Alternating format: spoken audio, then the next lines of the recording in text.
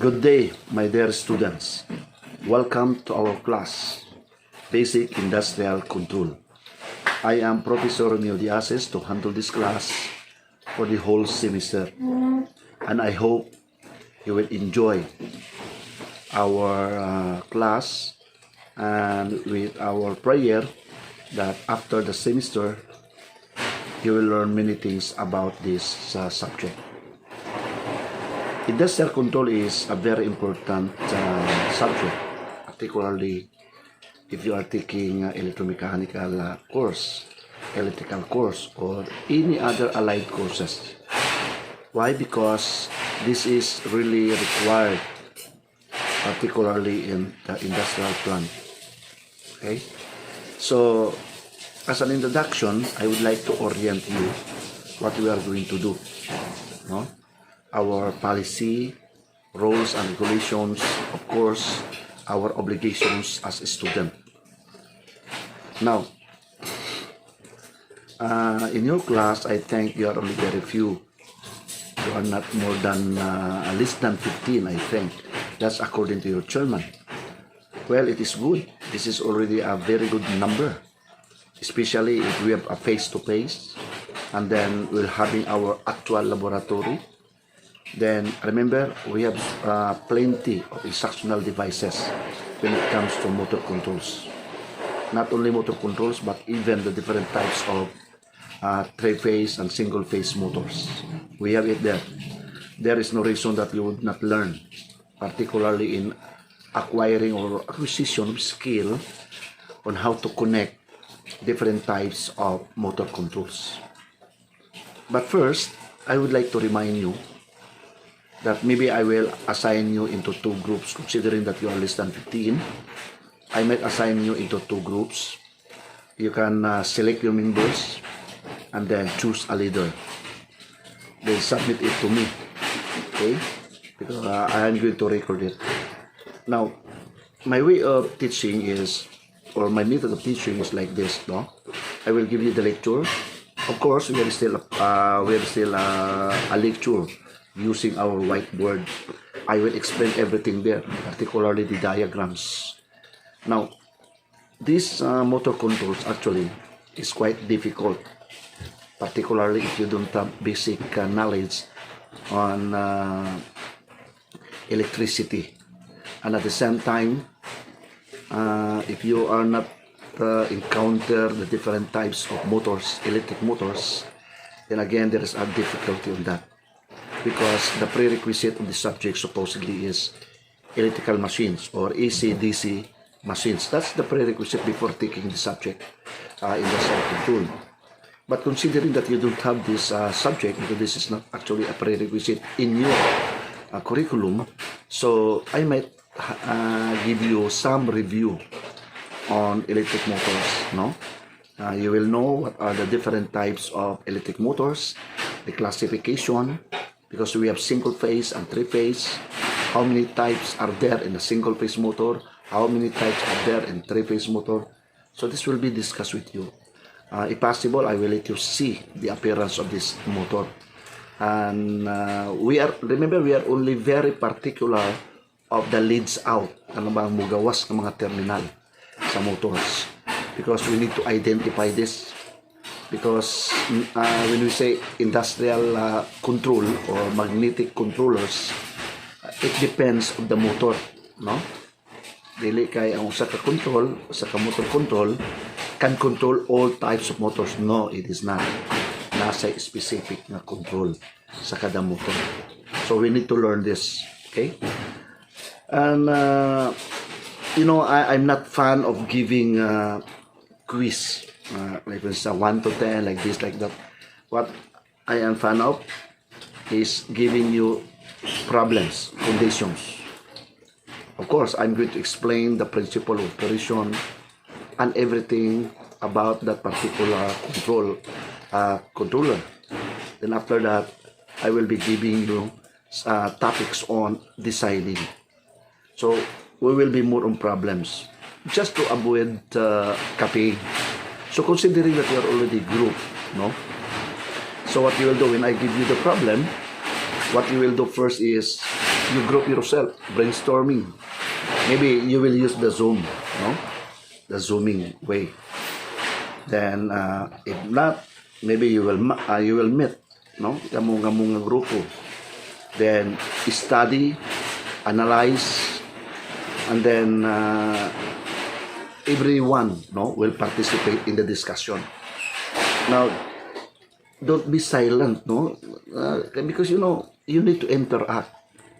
And of course, it is not also difficult for you because we have so many references.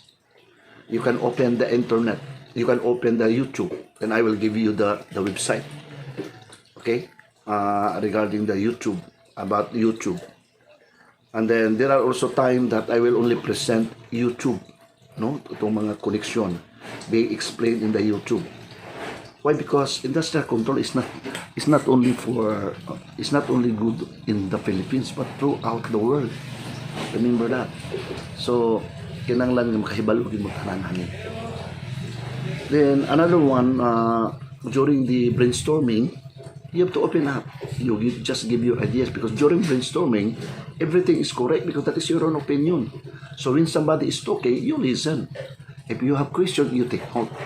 Then after explaining, each one of you will give his ideas. Pagkahuman ana, then discuss among yourself.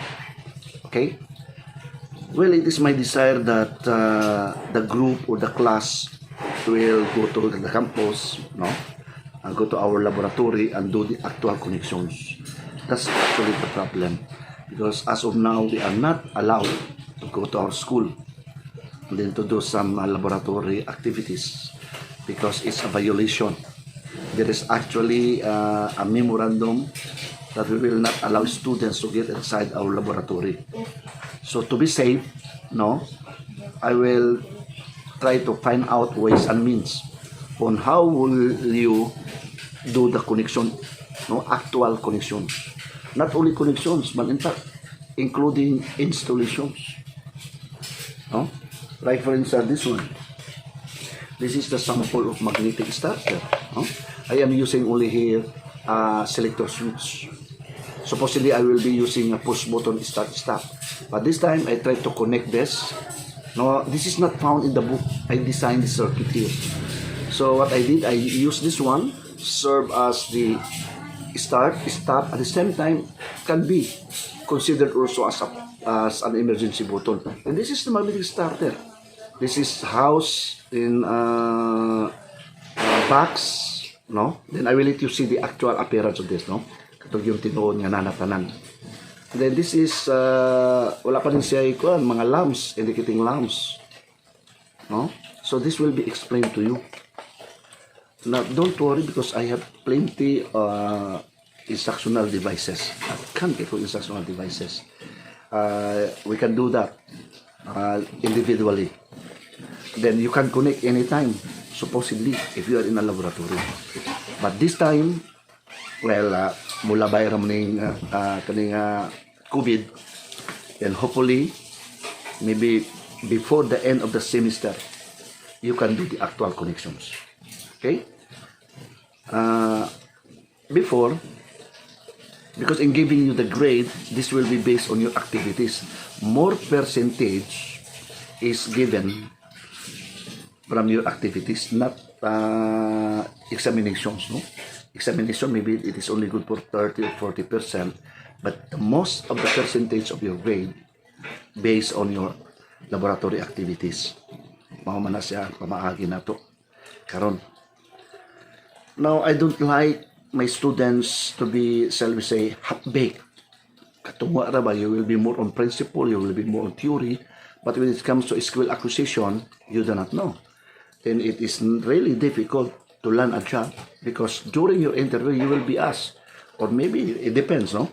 Maybe there are some companies, aside from interview, they might let you do the connections. If you don't have the skill.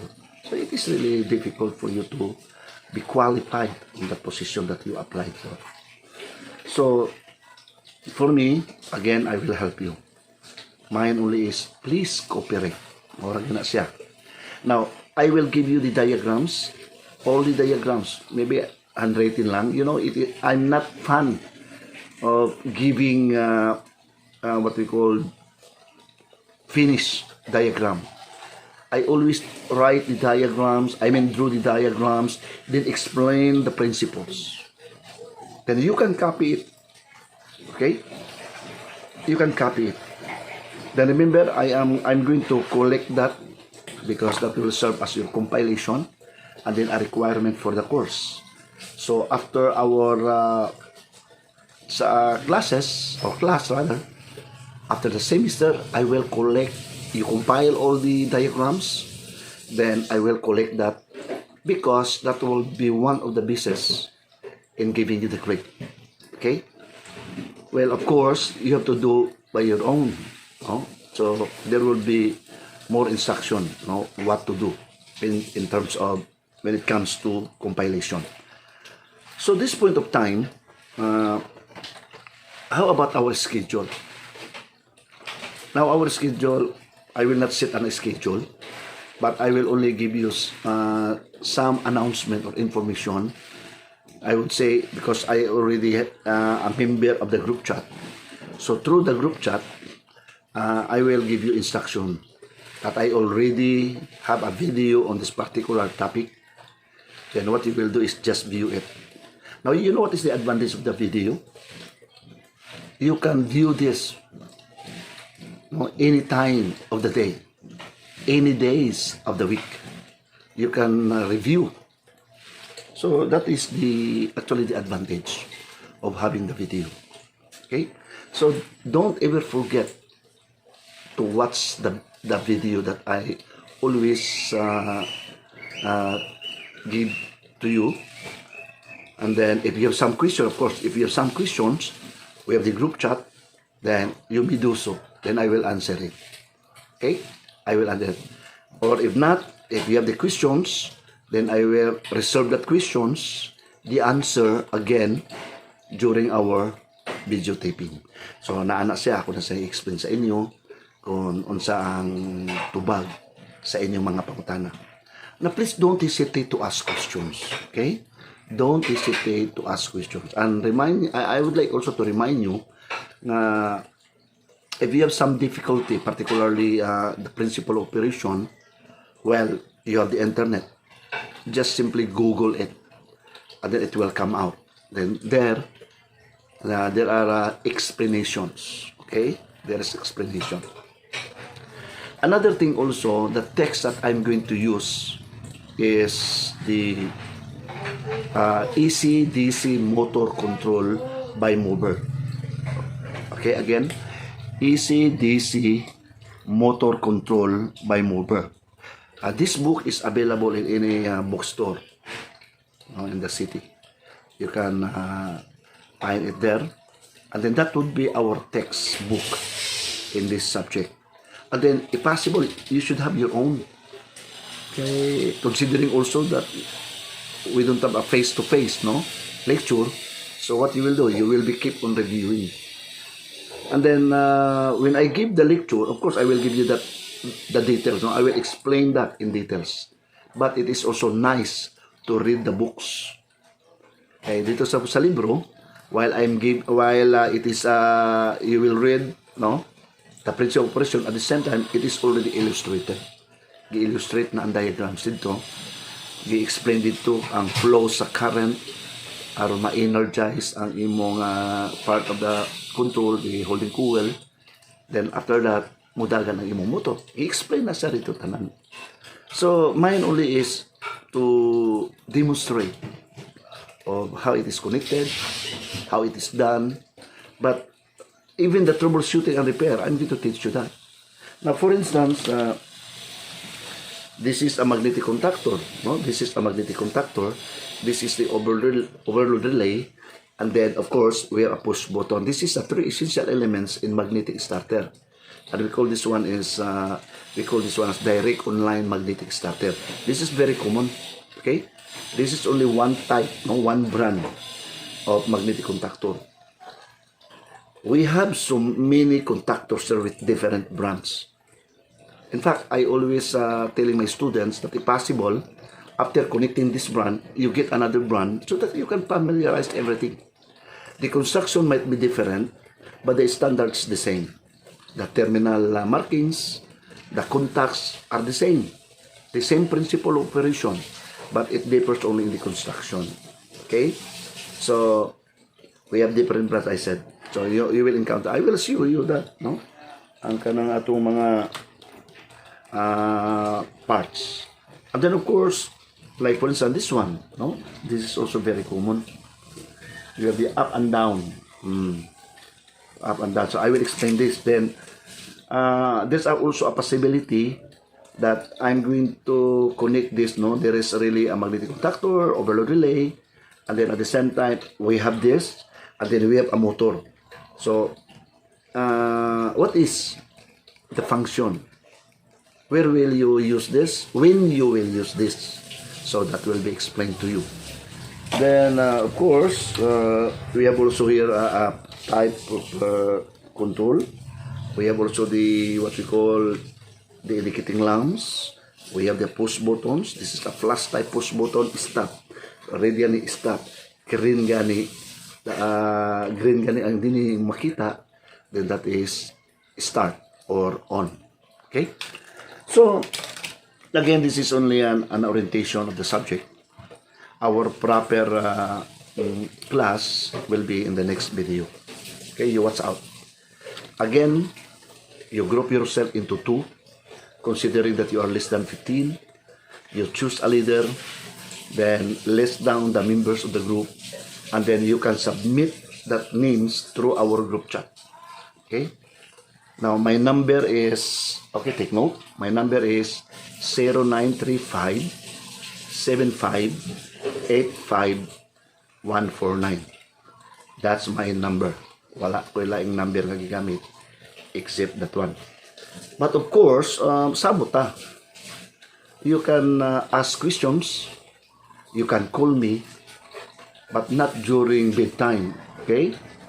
If that will, let us say 7 o'clock, you will call me, and then you will ask a question. Maybe if I'm not busy, no, then I will answer you.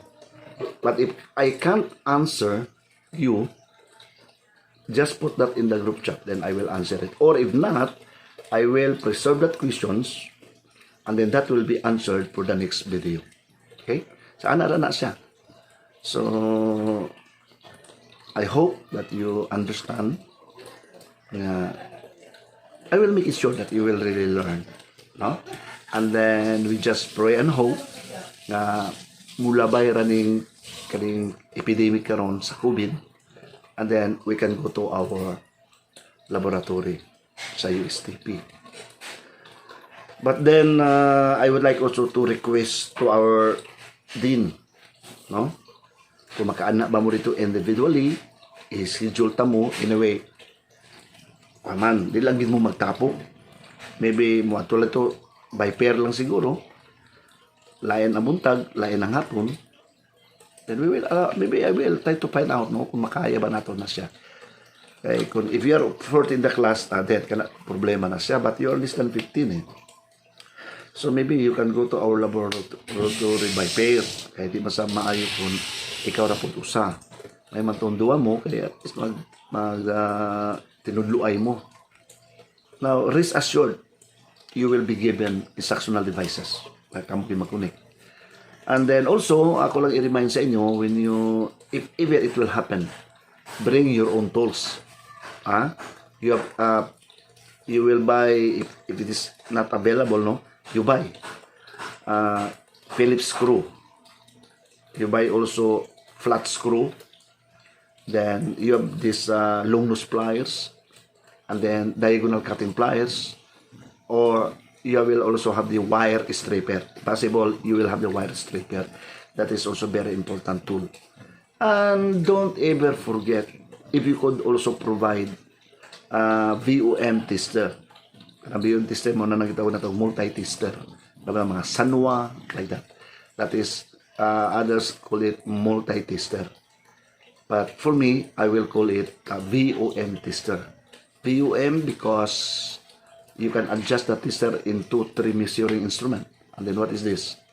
The um, voltage, millimeter, and of course, what is the other one? Remember VOM. So we can also measure milliamperes. Okay? Now, this is an assumption that you know already how to use your tester. If I want you to adjust that to become an ohmmeter, to serve as your continuity tester, then see to it that you can adjust. If I'm going to let you adjust it to a voltmeter in order to measure the voltage, then see to it that you know how to adjust it. Okay? Because that is very important, no? You know how to adjust, or rather use the multi-eye tester. That is very important. And then, of course, I will do some demonstration on how to connect. Di gid mo maglisod. Tutilyo, bisan pa nag-video lang ta. Dili gid mo maglisod. I will assure you that. Okay? So, this is for both. This is orientation both for kanibang undergrad and the masteral. Okay? If you are my masteral student, you will be having the same lecture. Video ra gyapon ta. Okay? Layo manggun mo. Itong mga masteral students na ako, you will still view the video, and then that would be the same subject sa mga undergrad. Kaya di man ito. You are masteral, and then kato undergrad, nang itulong ako industrial control, di man pwede nga mas taas ang inyo kay masteral mo. No, it's not. We will always start from the very beginning. Okay? So you are considered zero knowledge. Hopefully, you have basic knowledge on electricity. Para di na ko mo review sa mga electric circuits, unsa ng parallel, unsa ng series, ground, open. Di na mo balik anak, because that is basic. Pero if I found out that you do not know, then ma-course yun ko pag balik sa pag-review ano yung mga basic knowledge sa electricity. Okay? So, maybe the next video, nanay atong whiteboard sa luyo. And then, I will start illustrating the diagrams, the different parts. And then, of course, magdala na ko mga materialis para makita ninyo ang actual. Wala pa makoy table din eh. I will be more than talking. Pero nanatay table, gatod mo na, isip nga nagtudlo gid ko, wala lay tao. So, maminaw lang gid mo. Diba? Maminaw lang gid mo. So, that's it. So, that is all for today. And then, see you in the next video. Thank you and good day. God bless us all.